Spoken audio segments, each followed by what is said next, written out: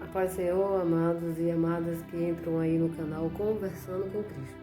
Hoje eu vou deixar um vídeo do pastor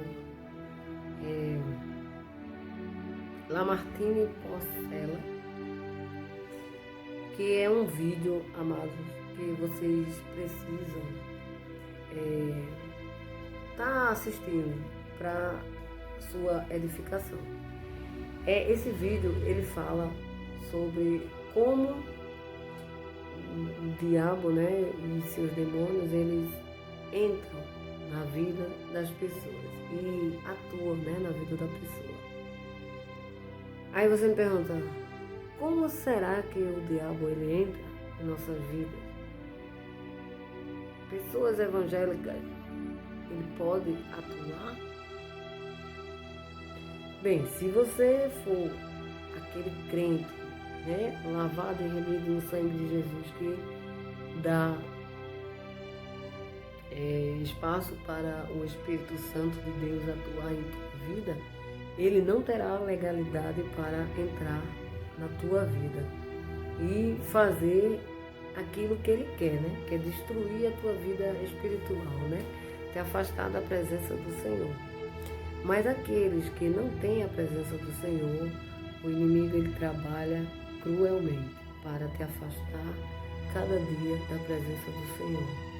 E, como se diz, muitas vezes até te levar à morte, a morte espiritual.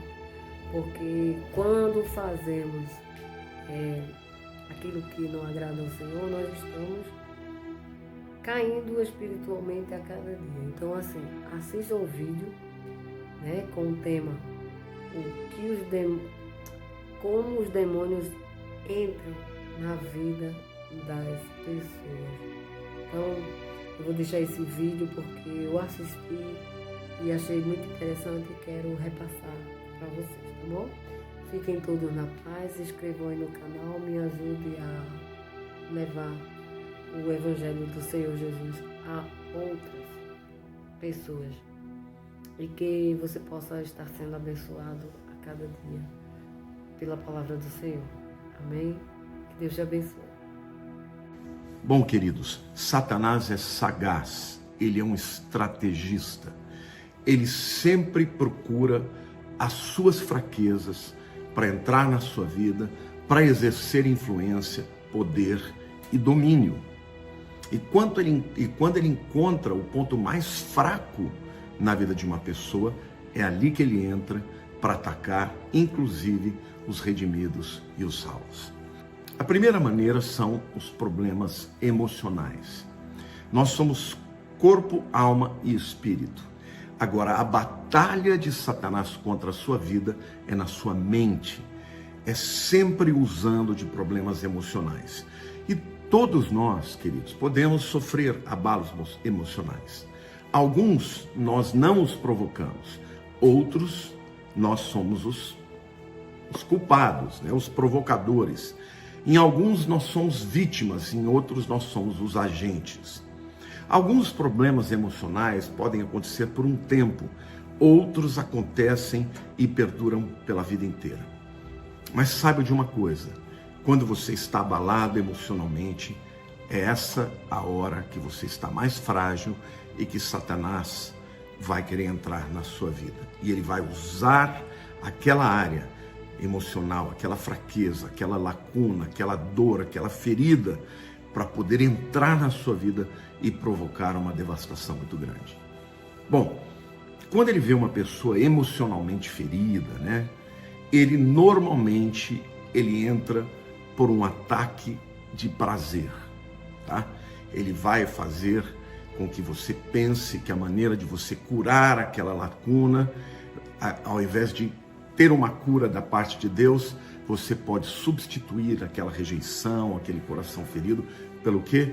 Pelo prazer, Então, ele oferece prazeres físicos, emocionais, que visam suprir aquela lacuna, mas que na verdade não suprem, 1 Coríntios capítulo 10, versículo 13, a Bíblia diz assim: não vos sobreveio tentação que não fosse humana, Mas Deus é fiel e não permitirá que sejais tentados além das vossas forças.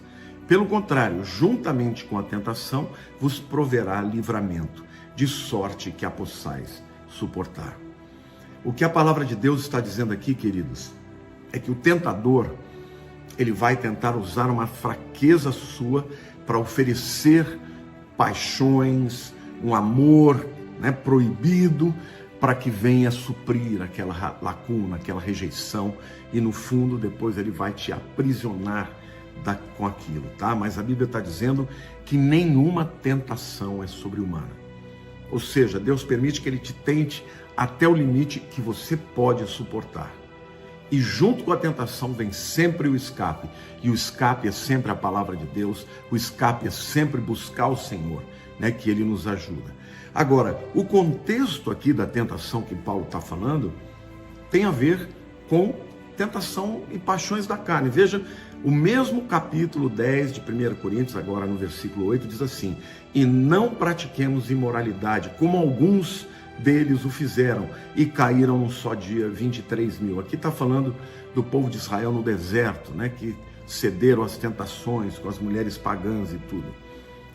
Então saiba de uma coisa: filmes sensuais, pornografia e outras formas de prazer ilícito, isso não vem de você, querido. Isso vem de Satanás. Isso é uma tentação dele, e ele usa desta tentação porque através disso, se você der legalidade, der vazão, ele vai entrar na sua vida com espírito de paixões, espírito de sensualidade, e vai dominar a sua vida, e o objetivo dele é roubar, matar e destruir. Então, pode ser que você esteja sentindo uma emoção muito linda, uma paixão repentina por uma pessoa que não é o seu marido ou a sua esposa, e saiba que o fim disso é Satanás te aprisionar e destruir a sua vida, a sua família, o teu casamento e daí por diante, tá? Mas também não é só na área sexual. Pessoas que estão feridas emocionalmente podem, por exemplo, desenvolver ressentimento, raiva, ódio. O que é ressentimento? É um sentimento que volta toda hora para você, Você fica alimentando de novo aquela raiva, aquela mágoa, aquele ódio, porque você sente de novo a dor, que você teve quando alguém te fez mal, te traiu, te ofendeu, fez qualquer coisa, tá? Mas Satanás, ele pode usar desse sentimento, dessa raiva, desse ódio para entrar na sua vida. Olha o que diz Efésios capítulo 4, 26 e 27. Irai-vos e não pequeis, não se ponha o sol sobre a vossa ira, nem deis lugar ao diabo. O apóstolo Paulo diz que até existe o lugar para uma ira santa, quando você está irado contra uma injustiça, não contra algo pessoal, mas contra uma injustiça social, uma injustiça contra Deus, que pode causar em nós uma indignação, uma ira. Mas a gente não pode permitir que aquela ira perdure e a gente vá dormir com ela. Quando ele fala, não se ponha o sol sobre a vossa ira, ele está dizendo, queridos, que se a gente leva a ira para o quarto, para a cama, e dorme, e levanta com aquela ira, Satanás vai ter lugar na nossa vida. Ele está dizendo, nem deis lugar ao diabo. E a palavra é a sequência do texto, Irai-vos e não pequeis, não se põe o sol sobre a vossa ira, e nem deis lugar ao diabo. Ou seja, a palavra lugar aqui é topos, de topografia, lugar físico. Pessoas que odeiam podem dar lugar ao diabo, tá bom? Segunda forma de você convidar os demônios para entrar na sua vida: influências negativas antes do nascimento, tá? Aqui no caso, na verdade é uma mãe que está grávida e que pode convidar os demônios para entrar na vida dos seus filhos, além dela também. Então, pensamentos ou atitudes de uma mãe, quando ela está grávida, pode afetar o bebê antes dele nascer. Por exemplo, um ressentimento que uma mãe pode ter numa situação, ou uma rejeição do bebê porque ele não veio na hora adequada, ou porque ele é um filho indesejado, isso pode passar para o feto e afetar a personalidade e a vida daquela criança posteriormente. Eu já aconselhei muitas pessoas que têm um forte sentimento de rejeição e que depois descobrem que foram rejeitados pela sua mãe. Então, queridos, queridas, principalmente as mulheres, mas os maridos também participam. Quando você está grávida, alimente bons pensamentos, amor, né, pelo seu bebê que vai nascer, porque tudo que você sente, ele sente, e isso influencia a vida dele e pode também atrair espíritos malignos para a vida dele. Por exemplo, uma mãe que passa por situações de violência pode dar lugar a espíritos opressores, porque ela tem pavor, ela tem medo, e aqueles demônios tomam a vida dela, e os demônios vão afetar também a vida da criança. A terceira razão, outra terceira estratégia que os demônios usam para poder ganhar influência na vida das pessoas, são situações de abuso na infância, tá bom? Efésios capítulo 6, versos 1 a 4 diz assim: Filhos, obedecei aos vossos pais no Senhor, pois isso é justo. Honra teu pai e tua mãe, que é o primeiro mandamento com promessa, para que te vá bem e sejas de longa vida sobre a terra. Mas olha o 4. E vós, pais, não provoqueis a ira os vossos filhos, mas criai-vos na disciplina e na admoestação do Senhor. Queridos, filhos devem honrar aos pais, com certeza. Isso vai dar vida longa para eles. Mas pais, a Bíblia está dizendo aqui, não provoquem a ira os filhos. Não incitem a iras. Não provoquem, não se exasperem, não tratem os seus filhos de maneira que eles fiquem irados. Por quê? Porque isso atrai para a vida deles demônios. Comportamentos que se repetem, né? É comum filhos que foram abusados por palavras, que foram agredidos, se tornarem abusadores e agressores. Então é muito importante pais criarem os filhos primeiro na disciplina. A palavra aqui no grego é paideia, que significa um treinamento amoroso, um ensino, uma disciplina, e fala também da admoestação, noutesia, né? Que significa exortar, admoestar em amor, confrontar com a verdade, mas nunca de maneira abusiva, tá bom? Então nós temos que amar os nossos filhos, temos que falar coisas boas para eles, porque essas palavras abusivas podem atrair demônios para a vida dos filhos e para a sua personalidade, para a sua alma e daí por diante.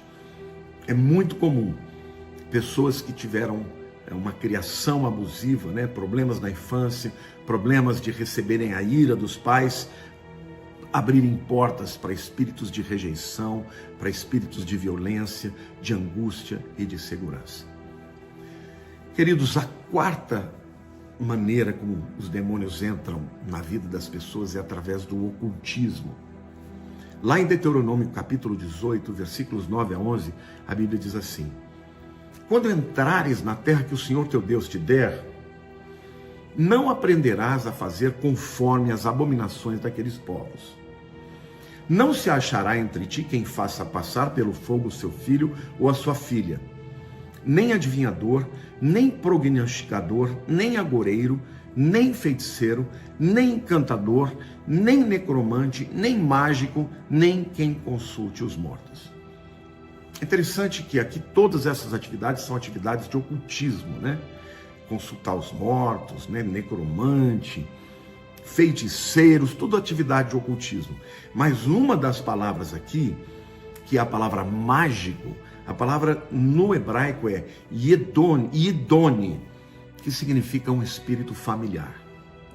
Em outras palavras, toda vez que alguém busca o oculto, está atraindo espíritos que vão entrar não só na sua vida, mas na vida da sua família. E esses espíritos familiares, eles passam depois gerações inteiras tentando os descendentes com os mesmos pecados que tentaram aqueles que abriram as brechas.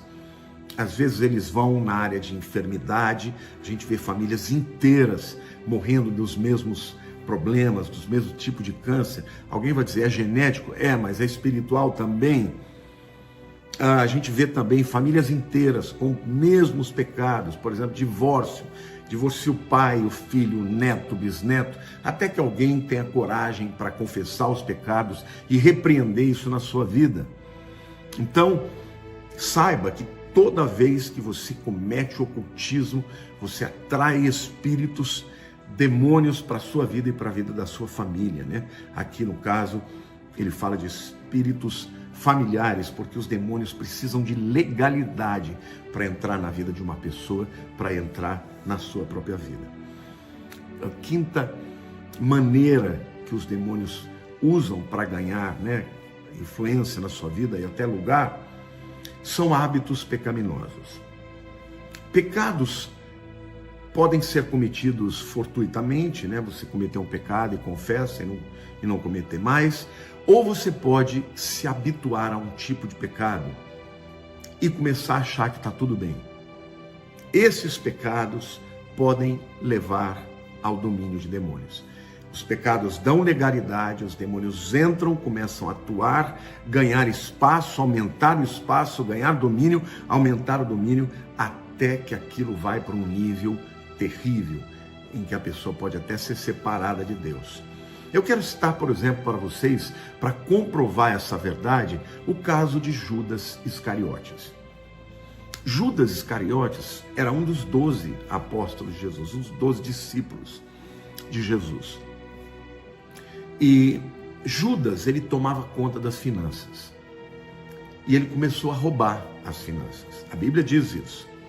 Começou a roubar, ficava com uma parte para ele e a outra ficava para o grupo, para bancar as despesas, né? Que Jesus recebia oferta de muitas pessoas abastadas, ricas, até mulheres eram financistas dele, né?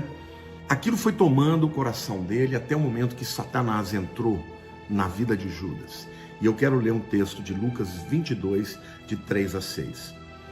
Ora, Satanás entrou em Judas, chamado Iscariotes, que era um dos 12. Este foi entender-se com os principais sacerdotes e os capitães sobre como lhes entregaria Jesus. Então eles se alegraram e combinaram em lhe dar dinheiro. Judas concordou e buscava uma boa ocasião de lhe entregar sem tumulto. Tá? Satanás entrou na vida de Judas lá no momento da ceia, né? Por quê? Porque Judas já pecava habitualmente roubando as ofertas. E Jesus sabia disso, mas permitia. Aquele pecado foi tomando a vida de Judas e os demônios foram ganhando lugar até o momento que Satanás entrou nele, o próprio diabo entrou nele. E isso fez com que ele fosse até os sacerdotes e vendesse a Jesus e traísse a Jesus por 30 moedas de prata. Então veja, Judas cometeu um pecado gravíssimo de ter traído e vendido a Jesus. O próprio diabo entrou nele, mas através do quê? De pecados habituais de ter roubado a bolsa das ofertas. Então, querido, o que eu quero dizer para você que tudo começou com um pecadinho que foi consentido, que se tornou um hábito, até o momento que o demônio entrou na vida dele, o próprio Satanás entrou na vida dele, e Satanás o levou a cometer um pecado gravíssimo, na mesma área que ele começou a pecar lá atrás, de maneira, vamos dizer assim, mais despretensiosa. É só um pouquinho, ninguém vai sentir falta, não é isso? Então, Satanás dominou o coração de Judas, entrou na vida dele, por quê? Por causa de um pecado habitual que se tornou um pecado mortal. Então, queridos, é assim. Na sua vida pode começar assim também. Satanás te tenta, você cai uma vez, não confessa o pecado, continua pecando, relativiza, ele vai ganhando poder na tua vida, uma hora ele entra, te domina e ele pode até te levar à morte. Lembre-se, Satanás é um legalista, ele precisa de legalidade. E a permissão e a legalidade que ele tem para entrar na sua vida é o pecado. Por isso ele tenta, depois que você peca e não confessa, ele começa a ter legalidade, vai ganhando espaço, vai dominando a sua mente, vai dominando a sua alma, até o momento que você não consegue se livrar disso, e aí então ele vem para matar e destruir, né?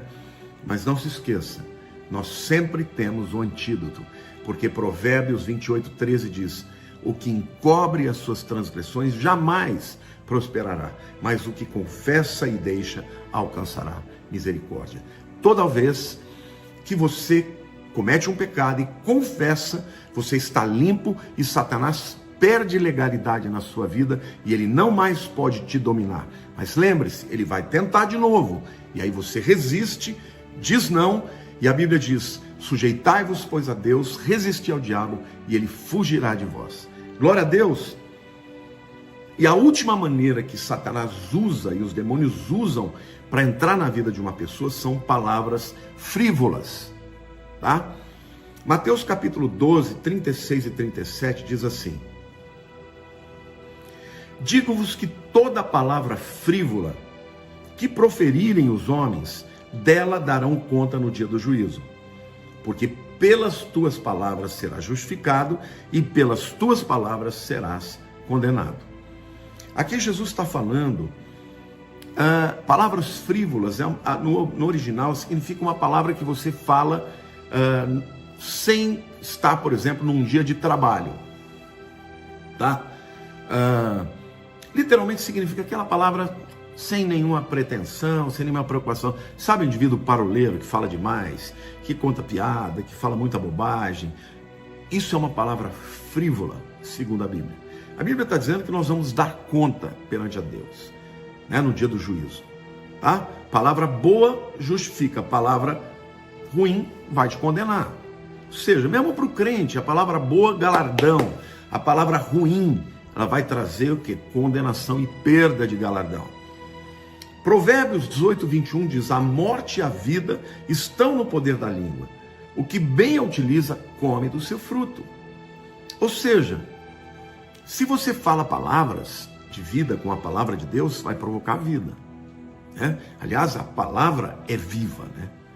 Agora, se você fala palavras ruins, palavras frívolas, você vai produzir morte. E não se esqueça, querido, quem vem para roubar, matar e destruir é sempre o diabo. Então, palavras provocam morte. Por quê? Porque quem está por detrás disso é o próprio Senhor da morte, Senhor das trevas, da maldade, Satanás. Então, querido, quem vem para matar é o diabo. Quem usa as palavras como combustível, como arma para matar o semelhante ou até mesmo você, é o diabo. Tá bom? Agora, quanto mais uma pessoa fica falando palavras ruins, palavras torpes, palavras frívolas, mais os demônios vão entrando, dominando a mente, dominando os sentimentos, dominando o coração, e aí essa pessoa começa a morrer por dentro e produzir morte também na vida dos semelhantes. Gente, esse papo é sério. Você está me entendendo? Demônios podem ganhar legalidade e entrar na vida das pessoas. Hoje eu apresentei 6 maneiras como ele usa para entrar, ganhar espaço e dominar a vida das pessoas. Mas eu quero dizer que para todas essas coisas existe um antídoto. E o antídoto é confessar os pecados.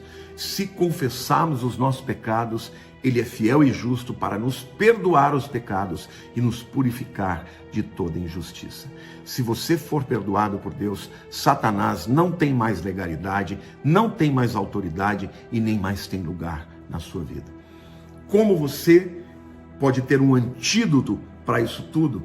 Enchendo-se do Espírito Santo. Efésios 5:18 diz: enchei-vos do Espírito.